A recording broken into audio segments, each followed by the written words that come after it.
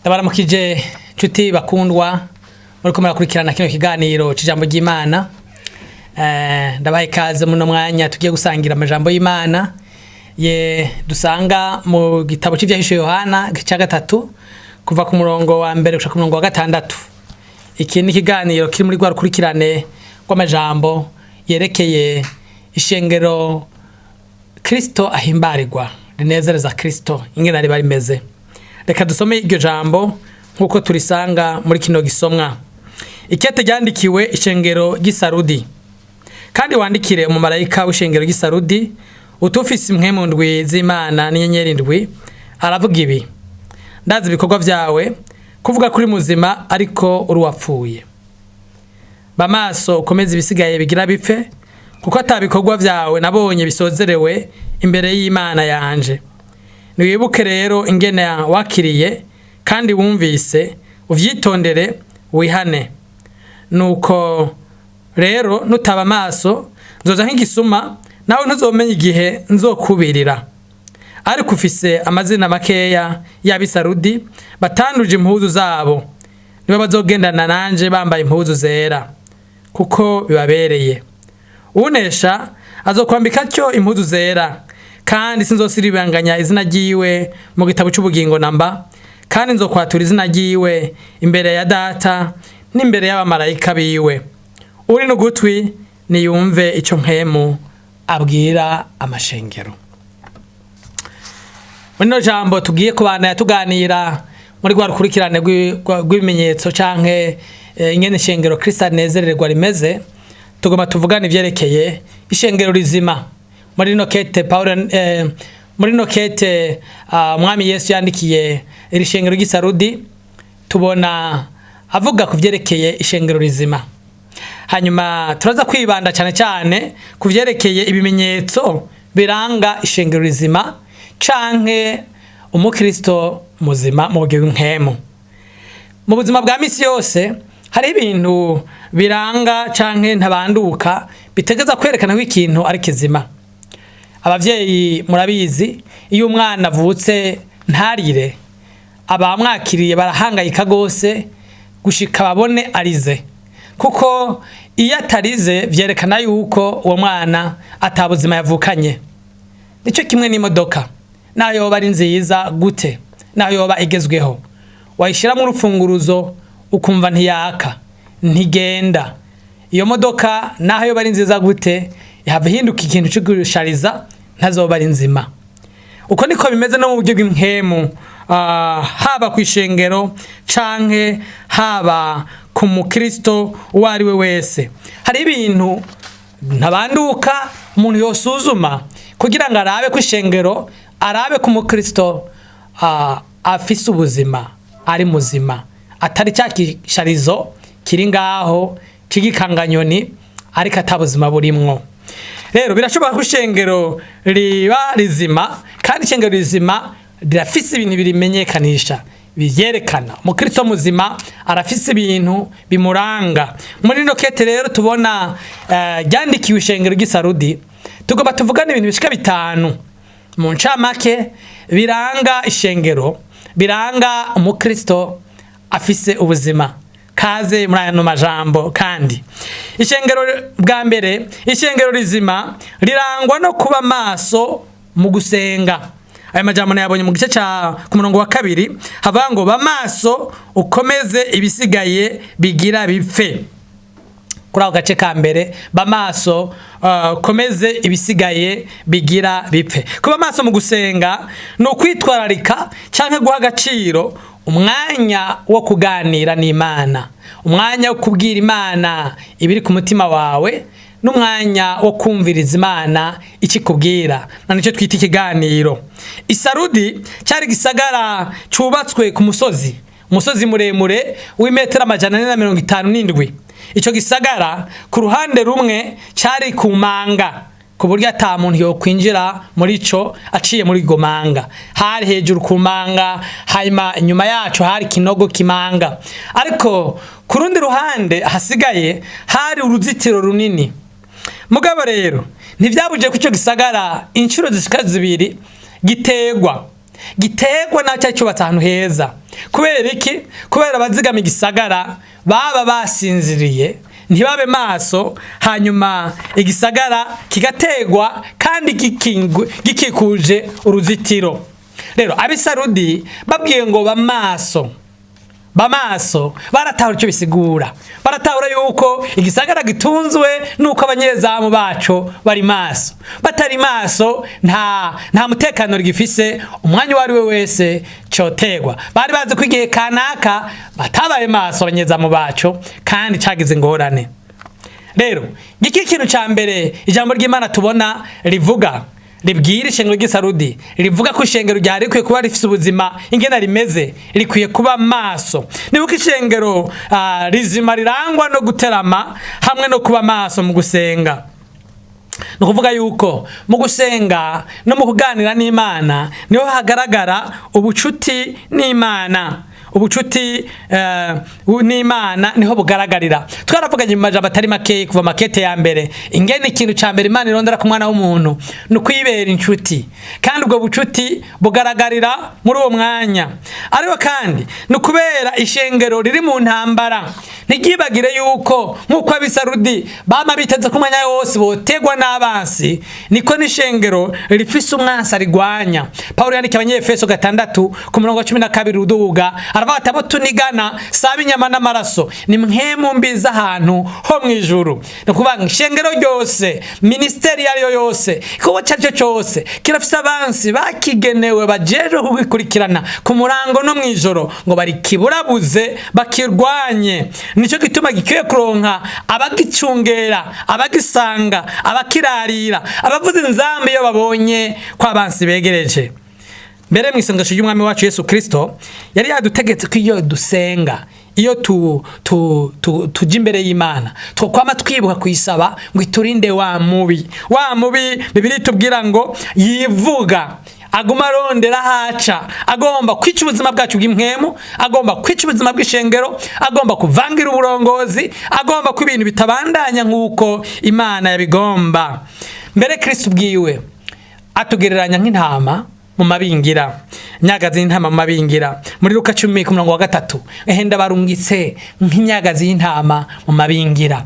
Nk'ishengero rero nk'umuntu yizera duke gutahura yuko dufise bitubangamiye biri hanze, dufise umwansi turondera, turi ahantu tutabaye maso. Nk'uko ishengero gisagara cy'isarudi kitabaye maso categwa, tutabaye maso ntibikunda ko tubaho ubuzima bw'impwemu, ntibikunda ko tubandanya, tuzovangirwa n'ibintu, tuzotegwa, tuzojuragizwa vyanke. Rero ishengero ritagifise ubuzima cyangwa umukristo adafise ubuzima, kimwe mu bimuranga no kudasenga.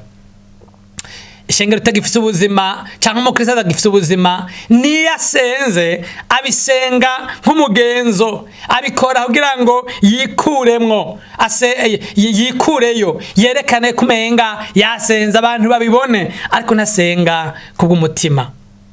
Narumvise inkuru yambabaje yerekeye abagwanyi bari mu ntambara, hanyuma bishinga kamari bari ahantu kuri position, hanyuma birirwa mu kamari kuva mu gatondo gushika masaha yitereye inyuma ya saa 6. Abansi baraza basanga bose bariko barakina kamari, mbere inkoho bazishize ku ruhande batwawe n'akamari. Abansi baraza baratora inkoho barazizegeranya ata numwe babona, hanyuma baca barabica ataco bayivunisha bose. Baca basiga banditse aho hantu kuri abo bantu ati mbega nta numwe agicungera, mbega nta numwe kirari zamu, mbega nta numwe kiveya. Mana dufasha cyane. Jambo ry'Imana redutahuje kimwe mu bimenyetso bituma ishengero cyangwa umukristo afite ubuzima, gerekana umukristo cyangwa ishengero afite ubuzima. Icyo kintu kimwe no kuba maso mu gusenga. Umwe wese muri twebwe, yaba umurongozi w'ishengero, yaba umukristo, dukwiye kwisuzuma ku ruhande rw'iwacu n'uruhande rw'ishengero turimo. Mbega vy'ukuri turasenga tutikurayo, turasenga atari bwirizwa. mbega twaba turi maso canke turasinziriye? Mbega ubuzima bwawe buri maso mu masengesho canke burasinziriye? Mbega ishengero ryanyu, mbega igikorwa mukora, yaba ministeri cyaba ikindi gikorwa Imana yabahamagariye, vy'ukuri birafise abantu babiraririye, babisengera, baterama ku murango no mwijoro, kumwe Imana yabwira Abisirayeli ngo ewe Isirayeli, shize abateramye hejuru ku nzitiro zawe, ntibazoruhuka ku murango no mwijoro. Mana iduhamagariye guhindura namba vy'ukuri tudasenga. Kiri kintu mbona muri ino jambo kiranga ishengero rifise ubuzima no mukristo afise ubuzima, ni inkomezi biva kuri mpwemu yera. Inkomezi n'ububasha biva kuri mpwemu yera. Ku murongo wa mbere kava kandi wandikira umumarayika w'ishengero ry'Isarudi tufise impwemu ndwi z'Imana ndwi n'inyenyeri ndwi, aravuga ibi: ndazi ibikorwa vyawe, kuvuga kuri muzima ariko uri uwapfuye. Inkomezi za mpwemu cyangwa inkomezi z'ubushobozi bwa mpwemu ni ubushobozi duhabwa kuko mpwemu ariko arakorera muri twebwe. N'ubushobozi n'ububasha bwo gukora ibintu, ni ingufu zo gukora ibintu tutavukanye ariko duhabwa n'Imana igihe mpwemu aje mu bugingo bwacu. Abisarudi bari bafise ikibazo cyo kutabona ingorane bafise, nguko urabona ingena bandikiye: ndazi ibikorwa vyawe, kuvuga kuri muzima ariko warapfuye. Bibaza ko bakomeye ariko bari barapfuye, bibaza ko bari bazima ariko bari barapfuye. Kandi Bibiliya ivuga ngo n'utwari dusigaye ibitari bwapfe vyagira bipfe, ukababwira ngo kuvuga kuri muzima ariko wapfuye. Kabiri, kuko atabikorwa nabonye bisozerewe imbere y'Imana yanje. Gatatu, nibuke ingena wakiriye kandi wumvise uvyitayo bakorera, batarazwi ishinga n'ubwami bw'Imana. Vyerekana ko vy'ukuri ubuzima mu mashengero yacu, ubuzima mu buzima mu bugingo bwacu bw'imhemu abenshi burabangamiwe. Bamwe barapfuye bagenda, abandi bari ku gitanda bararemvye. Nibuki tubona abitaba imihamagaro, amashengero menshi atangura ariko ntagira ikintu gihinduka. Ubuzima bw'ishengero kabanaye bwa bundi, niko tubona ibikorwa ama ministeri atangura ariko ntagira ikintu gihinduka mu buryo bw'imhemu. Intege nke zazindi, intambara ni zazindi, ibibazo ni vya bindi. Hategeza kubaho hariho ikibazo cy'ubuzima bw'imhemu bumaze kugabanuka canke bwatatutse muri bamwe. Kimenyetso gira kane mbona muri nokete riranga ishengero rizima n'umutima no gusunikwa n'umutima wo guhimbara Imana. Ishengero rizima ivyo rikora vyose, umukristo muzima ivyo akora vyose abikora ngo ahimbare Imana. Bisigura iki guhimbara Imana? Ni igihe ushane cyo gukora ngo uhimbare abantu canke ushike ku zindi nyungu.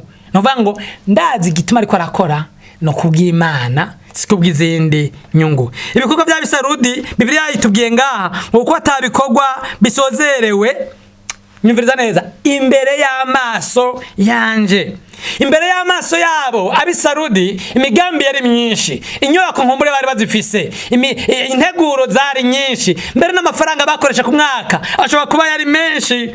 Ariko biragaragara ko iryo shengero ryari rifise ikibazo cyatuma bakora ivyo bakora imbere y'Imana hatandukanye n'imbere yabo. Ibikorwa vyabo ntivyari bisozerewe, babikora bagomba guhimbara ibindi, kwinezereza, gukomera, kugaragara ko ari imbere. Ariko imbere y'Imana ibikorwa vyabo ntivyari bishimitse, ntivyari bisozerewe.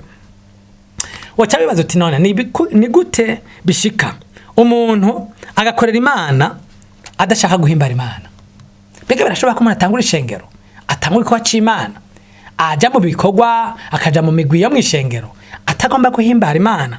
Ego me birashoboka ko umuntu amera gutyo. Kubera iki? Kubera hari abantu barondera izindi nyungu mu bikorwa vy'Imana, kandi si ubwa mbere bibaye, vyamye biba. Paulo ariko arandikira abi Filipi arababwira neza, avuga kuri Timoteyo, avuga ati uwo wenyene niwe nizigiye, niwe nzi yuko ababaye ivyanje, abandi bose bafise ibindi bintu bakurikirana, bafise ibindi bintu bababaye. Umvirize ngena Paulo abivuga abi Filipi 2:21. Ketiye Paulo andika abi Filipi 2:21 havuga ngo kuko bose barondera ivyabo batarondera ivya Kristo. Kuri 70 biravuga ngo simfise uwundi ari n'umutima nk'uwiwe yobabara ivyanyu vy'ukuri, kuko bose barondera ivyabo batarondera ivya Kristo. Ariko avuga kuri Timoteyo. Imana dufasha cyane. Birashoboka ko abantu batangura ibikorwa vy'Imana, birashoboka ko abantu barongora amashengero, birashoboka ko abantu bita imihamagaro bakaja mu bikorwa mu ishengero atari ubwami bw'Imana basunika, atari guhimbara Imana basunika. Paulo ariko avuga ati ndafise benshi mbona, ariko muri abo ubwo no kwizigira ko azobashikira akabagirira icyo bamariye ni Timoteyo, niwe wenyene mbona ababaye ivy'Imana, abandi barafise ibindi babikuramwo. Mana dufashe cyane uvuga uti none babikuramwo iki? Ereka kuba mu buzima bw'imwemu, kuja mu burongozi bw'amashira hamwe n'amashengero biravamwe ubutunzi, bamwe baronamwe ubutunzi bakagomba guhahamirwa ubutunzi, bandi barakuramwo ivyubahiro bataronse mw'isi bakabironka mu ishengero, bakabironka mu burongozi. Bamwe barabonamwe amabakwe boronka, amabakwe y'ingendo, amabakwe kumenyana n'abantu boronka. Ukazona ari abantu bari mu bikorwa baragwiriye bavuga n'ijwi rirenga umenga barakunda Imana, ariko vy'ukuri nikindi kintu barondera si Kristo bagomba guhimbara. Rero birashoboka ko abantu bakora ibikorwa bafite n'inyungu, canke birashoboka ko abantu bakora ibindi bikorwa bagomba kunyegeza intege nke zabo, bagomba gusa n'abagaragara neza, kwihumuriza kubw'intege nke bafise, cyane cyane intege nke z'ivyaha vyabo. Abisirayeli iyo ngorane bari bayifise kenshi. Imana yababwira ngo ninde yababwiye ngo munshikanire ayo mashikanwa, ninde ngurwo gwamo mu matwi yanje. Kandi basomera ahantu muri Amos 5:21 mwumve ingene Imana ibwira Abisirayeli. Bazanye ibikorwa ariko mugabe ivyo bikorwa vy'ukuri bitahuye nuko n'umutima wo guhimbara Imana. 5:21 muri Amos abangwa ndashishwe n'imisi mikuru yanyu, ndayigaye kandi simpimbawe na gatoya n'amakoraniro yanyu yagahebuza. Mbere naho mwonshikanira ibimazi biturigwa n'amashikanwa y'ifu sinzovyemera, kandi ishuri munzanako ibimazi vy'ishimwe sinzoshirako n'ijisho nk'urugwamo rw'indirimbo zanyu mu matwi. Wobandanya wisomera muri Amos 5:21 ubandanya. Aha n'abantu bariko barakora ibikorwa ariko bitariko birahimbara Imana, bariko baragomba gufuka amakosa yabo, gufuka intege nke zabo, bakazipfukisha gutanga, gukora, kwishira imbere, mugabo batariko barahimbara Imana. Beshoboka ariko abantu bakora ibikorwa bibagiye yuko Imana ibabona. Nagize kwiyumvira muri iyi myaka, ndabaza ni kuki ndavye no muri kahise, ni kuki igihe cyose ishengero ritangwe kugira intege nke ryamarirangwa n'inyubako n'ibikorwa bigaragara vyinshi. Birababaje, sinzumveze neza. Ni kuki ishengero rikiri mu ntege mu bukene, rigisengera mu mahema, riri mu kazu kabi, riramwe ubushobozi bwa mwemu, hakagaragara ishaka, abantu bataratunga, ibintu bigaragara bitahari, ryagera ahantu ryoroherwa, ryagera ahantu rifise bigaragara, inyubako zigatangura kugabanukirwa. Umwe yaciye anyishura, umurongozi nemera nkunda, yanyishura ati riba rigomba kugumana icubahiro, riba rigomba kuguma ryemegwa, mugabo rikarondera ibindi vyotuma ryemegwa. Kera ryemegwa kubw'ubushobozi bwa mpwemu yera, none ubu rigomba kwemegwa kubw'ibigaragara. Rero rikeneye kwemegwa kubw'inyubako, kwemegwa kubw'amamodoka, kwemegwa kubw'amazina, kuko rizi yuko mu buryo bw'impwemu icyahora gituma bemegwa bubahwa cagabanutse. Yeje kiri ikimenyetso gikomeye kiranga ishengero rizima, rirangwa n'umutima wo guhimbara Imana. Nagomba wowe nanje twisuzume, mbega vy'ukuri ibikorwa dukora vyoba bisunikwa no guhimbara Imana canke bisunikwa n'iyindi mvo? Nagomba wiyumvire, mbega ishingiro mwaritanguye ngo muhimbare Imana canke mwaritanguye ngo mushike kuyindi ntumbero? Ndababa rero numva abantu batangura amashengero bagaca bayagwaniramwo, bagaca baja mu manza. Vy'ukuri ico kintu nyene mwakoze cyo kuja mu manza no kuja mw'isi mukaja kumara amazina y'Imana, cerekana ko izina ry'Imana mutari babaye. Ukiyaba muri babaye, Bibiri bango wari kwemera ugahomba ukarenganywa, hakutukisha izina ry'Imana. Kimezo ca nyuma kiranga ishengero rifite ubuzima n'umukristo afite ubuzima ni ukwezwa. Ku murongo wa 4 muri ino kete ryandikiwe abisarudi havuga ngo ariko mfise amazina make y'abisarudi batanduje impuzu zabo nibo bazogendana nanje bambaye impuzu zera kuko bibabereye. Kwezwa no kuba ubuzima butaganzwa n'icaha butiyanduza ngo butwagwe n'ivyifuzo vy'isi. Naho abisarudi barafise ibibazo, hariho bamwe batiyanduje, niko Bibiri tubwiye. Abo nibo nkewa zitanduje impuzu zabo. Ku murongo wa 4 impuzu zabo ni kuvuga iki? Impuzu zabo ni imvugo ngereranyo y'ubuzima n'inyifato vyabo. Niwo mwambaro utuma abantu bamenyekana. Bari bagifise intahe nziza, babaho ubuzima bwejejwe. Ariko mfise amazina makeya. Hari amazina makeya ntirumarira Imana. Misi yose hari ibibazo nisubira nyuma mu ishengero, hama hari icyo twita amasigarira. Nta gikorwa na kimwe kibura amasigarira. Abantu bakeya b'inkewa baririra umwami wabo ko Imana yo bagenderera ko ibihe vyohinduka. N'isarudi bari bariyo. Ariko rero abandi benshi bari bashikiwe niki? Bari bashikiwe no kwiyanduza. Ntibari bagendera mu kugororoka no mu kwezwa. Ni kuki kwezwa ari ikimenyetso cy'ubuzima bw'ishengero rizima n'umukristo muzima? Nuko kwivanga n'ivy'isi canke kwiyanduza nukunyuranya n'ivy'Imana yadutegetse, nukugarariza Imana. Bibiri tubwira ngo nimwifatanye n'abatizera, nimugende nk'abatizera. Nukuvuga iki? Kubaho ubuzima bwejejwe muri byakozwe n'intumwa ku murango 1:8 nibwo buryo butuba ivyabona. Kuba ivyabona mw'isi si ukuvuga amajambo. Amajambo tuyavuga abantu babanje gushima ukuntu tubayeho, ingeso zacu, imigenderanire tugirana n'abantu, mu rugo, mu kibano, ku kazi, mu muryango n'ahandi. Iki ni ikindi kimenyetso cy'ishengero rizima duhawe dukwiye mu ijambo ry'Imana n'ubuzima bwejejwe. Nakoma mu kurangiza rino kete tuganira nsiguro muri no kete tusubire mu gatoya. Iri kete ryandikiwe abisarudi ryadufashije gutahura ibimenyetso biranga ishengero rizima canke wizera afise ubuzima. Hanyuma ivyo bimenyetso birafise ukuntu bikwegana kuko unaniwe hamwe ucunanirwa n'ahandi. Sinovuga ngo urashobora kugira kimwe ngo hanyuma uburi kindi, birakwegana. Umviriza nawe, none woshobora gute kubaho ubuzima bwejejwe? Woshobora gute kubaho ubuzima bwejejwe ubayeho ngo uhimbara abantu, ufite intumbero zitarizo? Iyo ufite intumbero zitarizo uzishikako nabi, ucuba mu buzima butejejwe. None wobaho gute ubuzima bufite intumbero yo guhimbara Imana gute utagifise inkomezi, udafise ishaka y'ubwami bw'Imana? Waratakaje ishaka ntibikunda kubaho ubuzima buhimbara Imana. Ucukora ibikorwa ukurikira ziri ntumbero. Vyoshoboka gute ko ugira ubwo bushobozi n'iryo shaka y'ubushobozi bw'Imana y'ubutumwa bwiza y'ubwami bw'Imana waracomowe utuzi ubushobozi bwa mpwemu yera? Ubushobozi bwa mpwemu yera nibwo buzana ryashaka.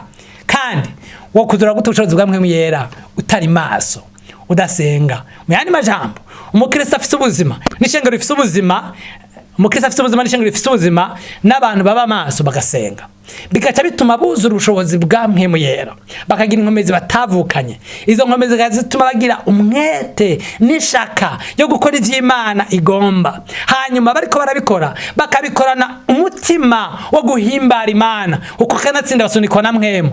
Ivyo bigaca bituma babaho ubuzima bwerejwe bwitandukanya n'icaha.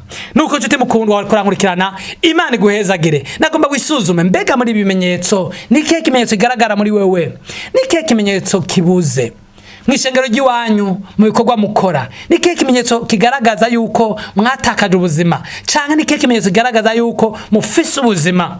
Namba vy'ukuri wasanze mufise ikibazo, ufise ikibazo, nagomba nkuko yabwiye abisarudi mwami Yesu ku murongo wa 3 avango nuko ni wibuka ingene wakiriye kandi wumvise, nuko ni wibuka ingene harumeze, uvyitondere wihane, uvyitondere wihane. Imana iguhezagire. Nakamenda gusengere namba vy'ukuri wumva mu mutima urongowe no gusaba imbabazi, urongowe no gufata ingingo yo guhindura ukuntu warubayeho n'ukuntu ugenana n'Imana.